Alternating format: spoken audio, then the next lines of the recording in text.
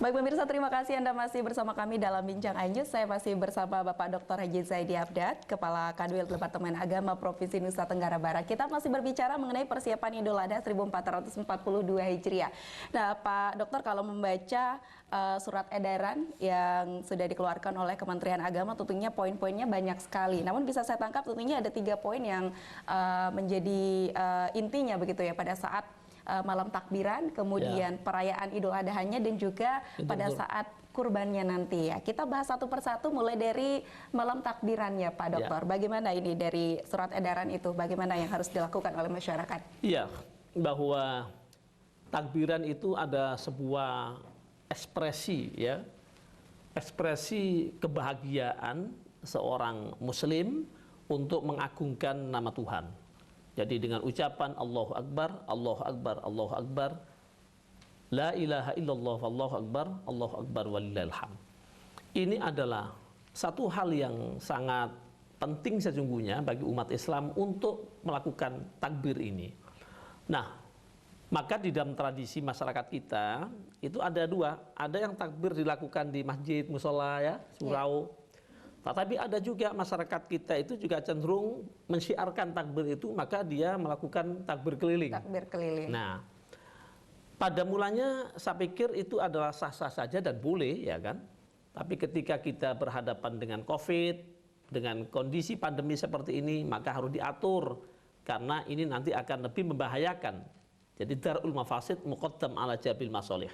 Jadi menolak kemadaratan lebih didahulukan daripada mencari kemaslahatan. Nah, penularan itu lebih utama, dicegah dulu daripada kita bertakbir yang maslahat. Nah, oleh karena itu surat edaran Bapak Menteri ini menghimbau kalau dilakukan takbir takbir itu di masjid ya, maka juga harus memperhatikan pembatasan. Nah, dibatasi misalnya 10% ya. Nah, 10% jangan ada melakukan takbir yang secara rame-rame ya kan. Jadi paling tidak ini untuk mencegah penularan itu. Jadi itu yang pertama yang perlu kita lakukan. Yang kedua juga tentunya juga nanti diharapkan kepada seluruh takmir masjid misalnya menyediakan ya prokes lah ya. Jadi mengatur walaupun takbir dengan pakai masker juga tidak apa-apa, tidak mengurangi rasa kelembutan dan kenikmatan kan. Jadi saya pikir itu ya. Kemudian yang kedua juga harus ada hand sanitizer-nya disiapkan ya. Di masing-masing masjid. Masing-masing masjid ya. Kemudian berjarak, jadi jangan bergerombol ya kan. Jadi takbiran itu semakin saut menyaut kan bagus kan. Bisa bergilir juga ya, Pak? Bisa bergilir. Dan tentu juga nanti mic-nya ini juga menjadi perhatian.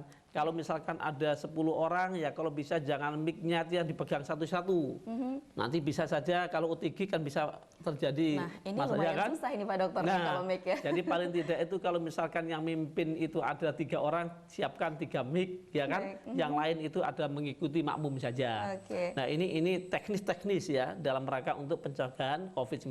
Tapi memang kalau melihat masyarakat karena saya melihat masyarakat secara langsung gitu ya di perkampungan ataupun di pedesaan, kalau tidak takbir keliling ataupun kalau tidak takbir di masjid itu tidak disebut takbir pada saat hari raya begitu Pak Dokter. Bagaimana menjelaskan kepada masyarakat memaknai takbir itu sendiri bahwa di rumah juga bisa takbiran begitu ya, tidak hanya di masjid saja. Jadi sebenarnya takbir itu Allahu Akbar. Takbir ini kan sebuah tadi saya katakan ekspresi ungkapan kebahagiaan untuk mengagungkan Allah. Lah, mengagungkan Allah itu tidak harus dilakukan di masjid. Jadi di mana saja bisa. Orang di pantai bisa bertakbir, orang di sawah bisa bertakbir, orang di rumah juga bisa bertakbir. Bahkan kalau dalam pandemi COVID ini takbir di rumah bersama keluarga itu malah akan bisa memberikan satu cahaya yang luar biasa. Di rumah tangganya dengan baik mereka bersama-sama bertakbir, mengagungkan kalimat-kalimat tahmid, kalimat takbir, ini luar biasa. Nah, jadi ambillah hikmahnya ya, bahwa kejadian ini kita bisa melakukan apapun yang baik untuk masyarakat kita, bahwa kita bertakbir itu baik untuk mengagungkan Allah, tetapi juga kita harus melihat situasi dan kondisi, karena sesungguhnya amal-amal perbuatan itu kalau misalkan efeknya negatif kepada orang banyak juga tidak menjadi baik. Nah, jadi bisa di masjid. Nah, terkait dengan takbir keliling yang zona merah, harus ditiadakan. Nah, seperti di NTB ini sudah mulai zona kuning ya, zona oranye. Jadi kalau dalam edaran itu zona merah dan orange itu diharapkan untuk meniadakan takbir keliling. Dilarang ya? Dilarang, ya. Karena apa? Karena untuk menjaga penularan COVID ini. Kecuali kalau sudah zona hijau. Ya kan? Zona kuning dan zona hijau ya, masih diperbolehkan. Jadi apalagi zona hijau tua atau hijau muda. Jadi ini juga harus kita amankan semua. Nah, kemudian menyangkut masalah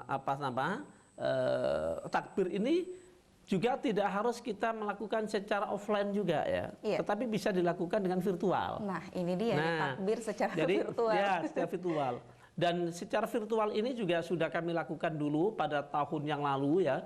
Kami direkam di rumah bersama anak kami berdua oleh Dinas Pariwisata. Ya, Dinas Pariwisata itu meminta rekaman kemudian ditayangkan pada saat takbir itu. Jadi dari rumah ke rumah. Nah, itu bagus sekali. Nah, ini menarik betul.